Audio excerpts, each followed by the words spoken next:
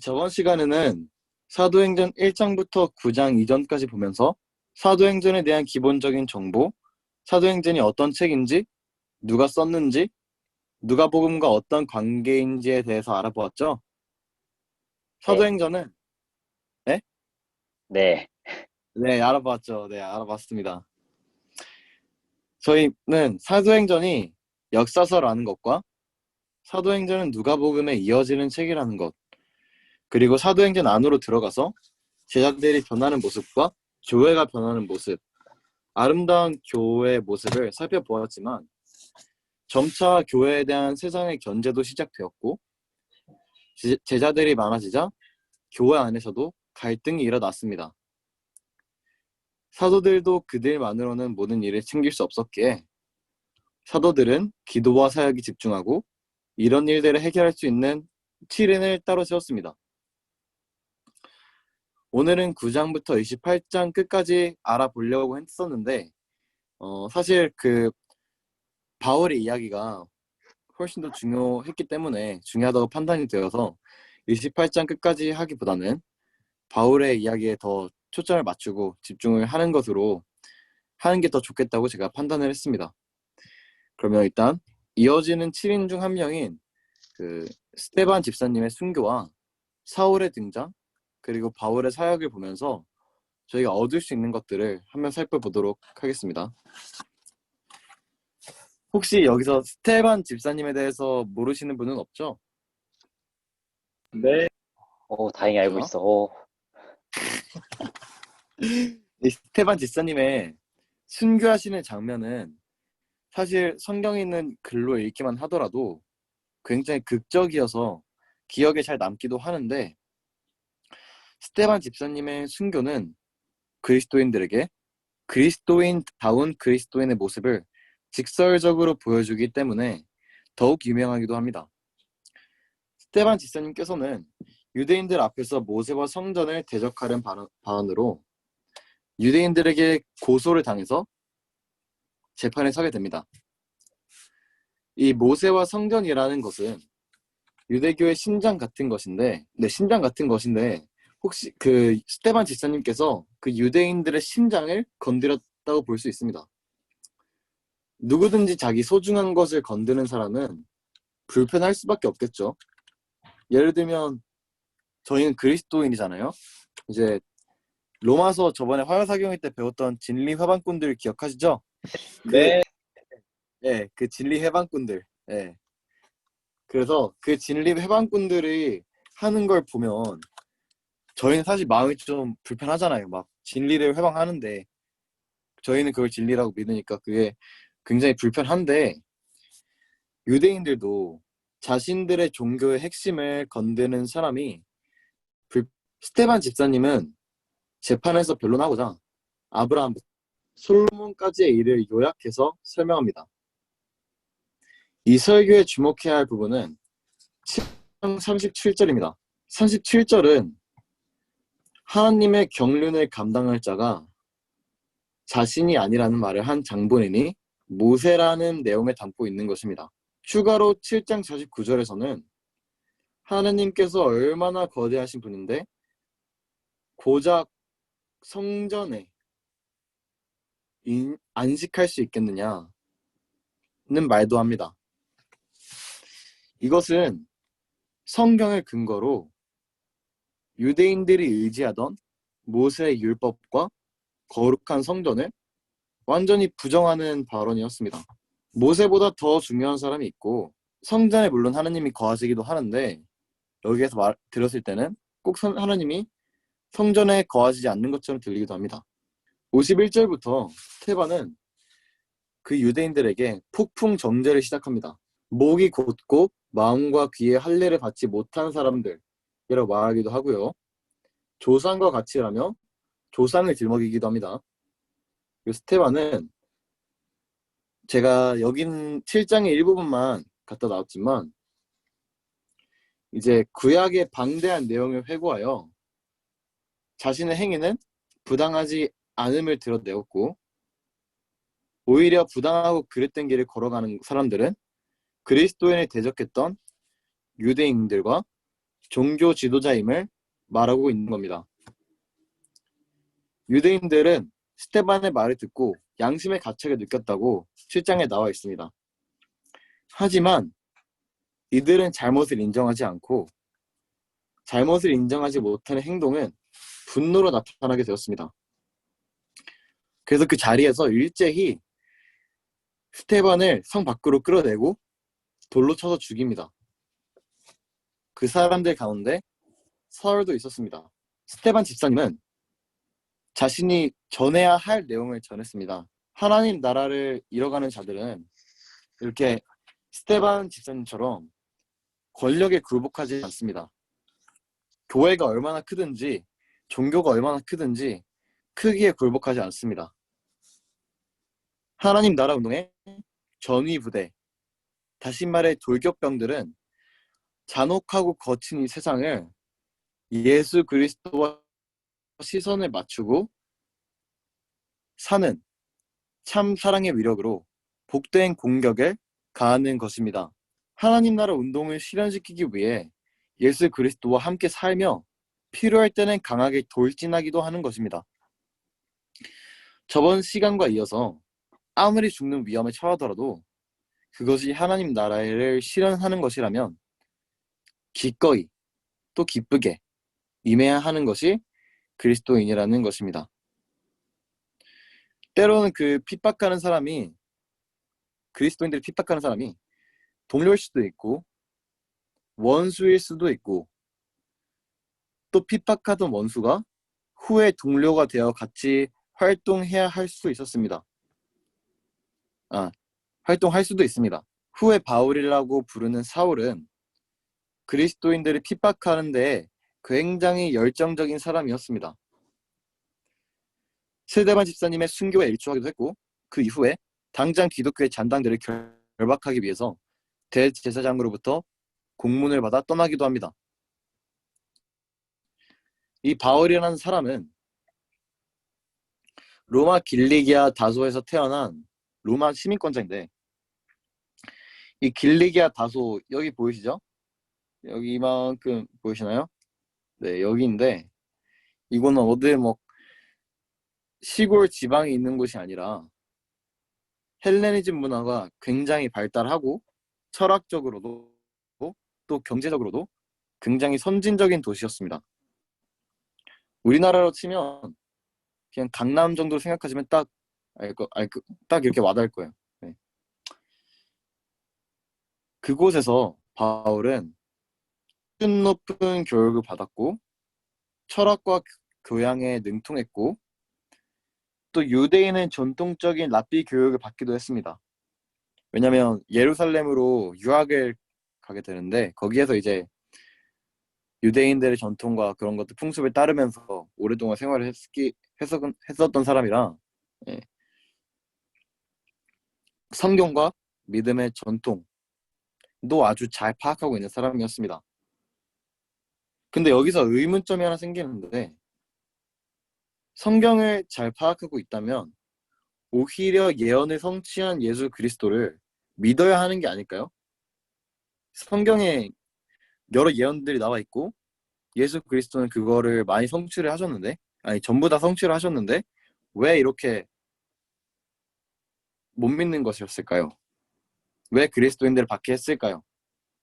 자, 일단 조건을 말씀드리면 바울은 유대인의 전통적인 랍비 교육을 통해서 유대 문화와 전통에 대하여 완벽하게 파악하고 있다고 말할 수 있고 성경에 대해서도 잘 아는 사람이었습니다. 그럼 바울이 왜 받게 했을까에 대해서 잠깐 이야기를 한번 나눠보고 싶습니다. 혹시 말해 주실 분 계신가요? Somebody? Anyone? 그냥 마음에 안 들어서. 그냥 길 가다가 그냥 그리스도인들 하는 짓이 마음에 안 들어서 음, 내가 짱인데. 때렸다. 예, 내가 제일 똑똑한데 쟤네들 왜 나도 모르는 거 말하고 다니냐 이런 거예요.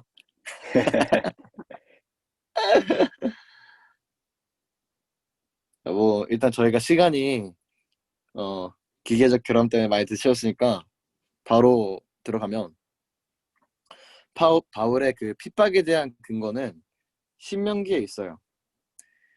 신명기 13장에서는 거짓 선지자들은 죽임을 당해야 마땅하다고 나와 있고 21장에서는 십자가에 죽는 죽음은 저주받은 죽음이라고 말하고 있어요. 바울이 보기에는 이제 예수님이 십자가에 달려 돌아갔잖아요. 그러니까 저주받은 사람으로 보였을 거예요. 그런데 이게 저주받은 사람들이 사람들을 구원했다? 이건 상식적으로 받아들여질 수 없는 주장이잖아요. 예수님이 저주받은 죽음으로 돌아가셨으니까 예수님을 전하는 사람들 그리고 따르는 추종자들이 전부 다 거짓 선지자들이 돼버린 겁니다. 그렇게 보인 겁니다. 바울한테는. 그래서 바울은 그런 자신의 논리에 확신에 가득 차가지고 성경 말씀을 따라서 이들을 척결해 나가고자 한 거예요. 사실 그래서 율법적으로 보면 굉장히 대단한 사람입니다.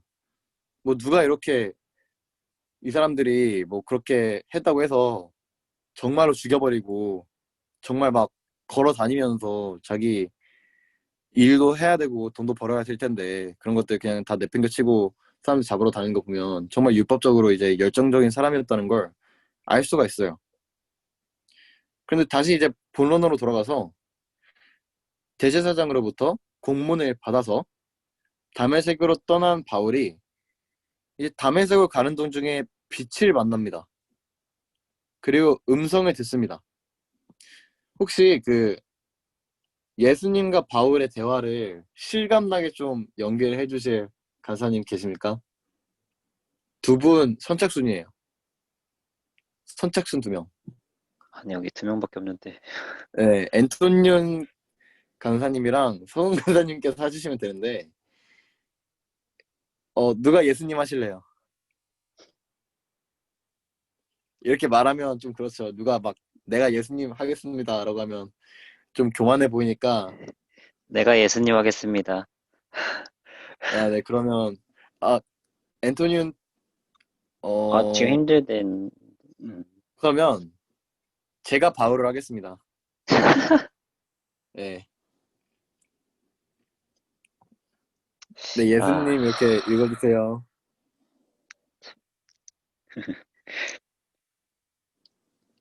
사울아, 사울아, 네가 어찌하여 나를 박해하느냐? 아, 주여 누구십니까? 너는 네가 박해하는 예수라. 너는 일어나 시내로 들어가라. 네가 행할 것을 내게 이를 자가 있느니라. 네, 이게 바로 그 유명한 담에색 도상 회심 사건입니다. 네, 아주 잘 읽어주셔서 감사합니다. 이 사건을 겪고 나서 그렇게 기독교인들을 핍박하던 바울이 한순간에 변해버리고 아나니아 선지자로부터 안수받고 이방인의 사도라는 사명을 깨닫게 된 후에 바로 그리스도인의 복음을 전하러 갑니다. 솔직히 이게 말이 됩니까? 막 전날까지 사람 죽이던 사람이 그러니까 전날까지 범죄자로 사람을 죽이던 사람이 이렇게 한순간에 마음을 바꾸고 자기가 죽이던 사람들의 행동을 똑같이 따라서 하고 있는 거잖아요. 말이 안 돼요. 말이 안 됩니다, 이게. 말이 안 돼요. 아, 그러면 지금 바- 성경을 부인하고 그래서 이제 설명을 드리자면 바울은 확신에 가득 그러니까 바울처럼 자신의 논리에 확신에 가득 차 있던 사람이 한순간에 자신의 그런 모든 논리들을 다 내려놓은 것입니다. 그럼 바울이 예수님은 저주받지 않았다는 사실을 알게 된 걸까요? 만약 그렇다면 신명기의 성경이 오류가 있다는 말이 되는데 이건 아마 아닐 거예요. 그러면 바울은 어떻게 이렇게 변할 수가 있었을까요? 바울의 생각이 이렇게 저희가 독심해가지고 읽어보면 아닐 수도 있어요. 하지만 추론을 해보는 겁니다. 이제 갈라디아 3장 13절에 보면 그리스도께서 우리를 위하여 저주를 받은 바 되사 율법의 저주에서 우리를 속량하셨으니 기록된 바 나무에 달린 자마다 저주 아래 있는 자라 하였습니다. 라고 하였습니다. 예수께서 일단 저주를 받은 것은 맞아요. 신명기의 말씀이 틀린 게 아닙니다. 그러나 예수님은 자신의 죄 때문이 아니라 우리의 죄 때문에 저주를 받으신 것입니다. 예수님께서 모든 사람을 대신하여 우리를 위해서 십자가에 대신 죽으셨으니까 사실 저희가 죽은 거나 마찬가지인 겁니다. 저희의 죄 때문에 죽고 그러신 이유는 다시는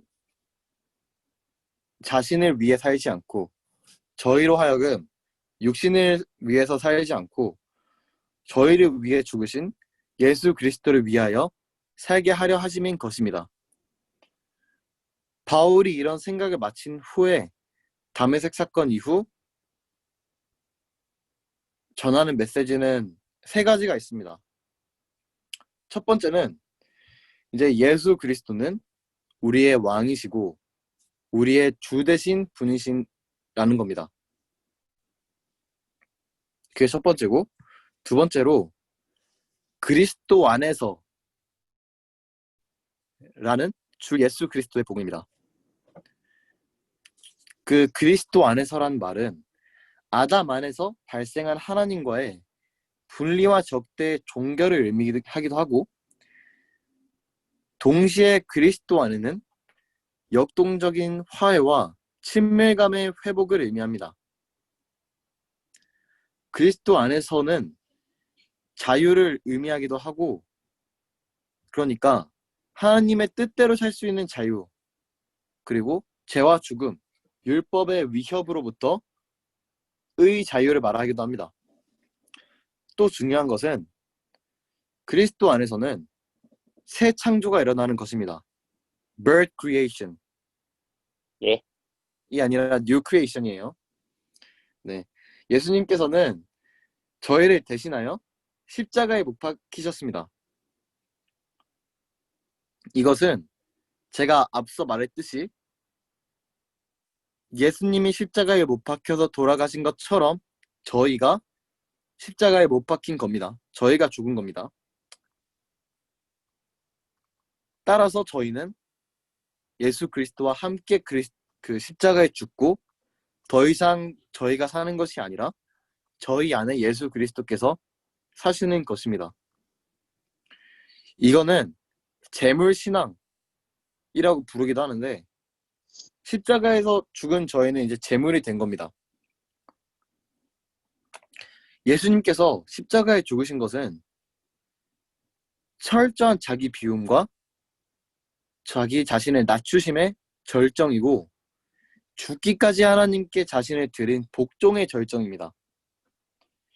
예수님은 자신의 모든 것을 비우고 드린 겁니다. 예수님과 따라서 함께 못 박힌다는 것은 예수님의 낮추심과 비우심 그리고 그 복종에 동참하는 것입니다. 그리고 새 창조가 되는 겁니다. 저희의 모습이 아닌 예수님과 닮은 모습으로 새롭게 창조가 되는 것입니다.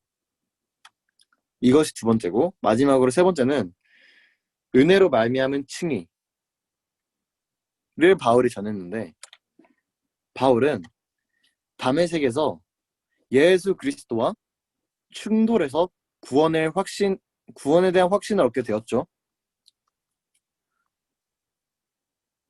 바울은 그 전까지 전혀 구원받을 만한 사람처럼 행하지도 않았고, 오히려 그리스도인의 관점으로 봤을 때 지옥에 가야 합당한 사람처럼 비춰졌습니다.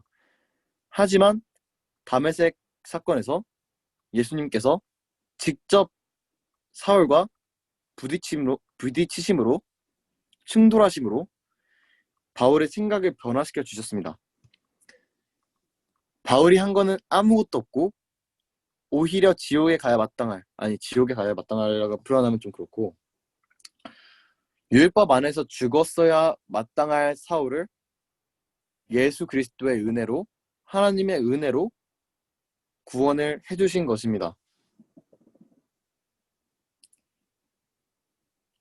하나님께서 저희가 아무것도 잘하지 않았는데 그냥 은혜로, 선물로 너는 의롭다 칭해 주시는 것입니다. 이것을 바울이 전하는 겁니다.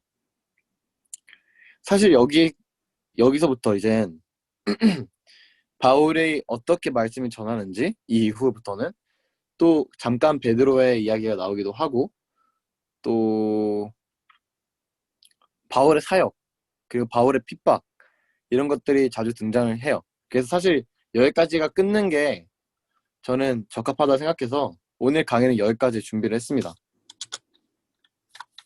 사실 제가 이 사도행전 26장까지를 전부 다 들려드리는 게, 28장까지를 들려드리는 게 아무래도 좋았을 텐데 끊는 게 좀 애매해가지고 여기까지 했습니다. 나머지는 이제 이런 관점으로 보시면 충분히 이해할 수 없을 거예요.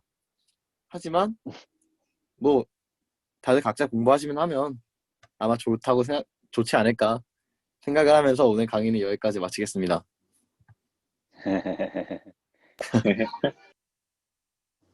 사실 네, 오늘 강의 여기까지 마치고 기도함으로 마치도록 하겠습니다. 시작 기도를 안 했죠, 저희가. 하나님, 저희가 오늘은 이제 스테반 집사님과 바울의 이야기를 들었습니다. 하나님, 스테반 집사님은 하나님의 복음을 전하기 위해서 정말 세상을 향해서 돌격을 했습니다. 하나님의 나라를 실현시키기 위해서 자신이 죽음을 무릅쓰고 이 세상 가운데로 돌격해 나아갔습니다. 하나님, 저희가 세상에서 많은 어려움을 겪기도 할 텐데 신체적으로 정신적으로 어려움을 많이 겪기도 할 터인데 하나님께서 저에게 용기를 주시고 저희의 연약함을 채워주셔서 저희가 그런 상황 가운데에서 이겨내고 기쁘고 기쁨으로 임할 수 있도록 하나님 도와주세요. 그리고 하나님, 오늘 바울을 통해서 하나님께서 저희의 주 되심과 예수님께서 저희의 주 되심과 예수님께서 그리스도 안에서라는 신앙, 그리고 은혜로 받는 칭의에 대해서 배웠습니다. 하나님, 저희가 이 세 가지 사실을 절대 잊지 않고 저희 삶 속에서 기억하며 살아가길 원합니다. 저희가 예수님께서 십자가에 돌아가신 것처럼 저희도 저희 자신을 예수님과 함께 십자가에 못 박고 저희 자신을 이제 낮추고 비우고 하나님께 순종하여서 하나님 나라를 이 땅 가운데 실현할 수 있게 하나님 도와주세요. 성령 충만할 수 있음을 기대하면서 믿으면서 이 모든 말씀 예수님 이름으로 기도드렸습니다. 아멘. 오늘 강의는 여기까지 하겠습니다. 와. 와.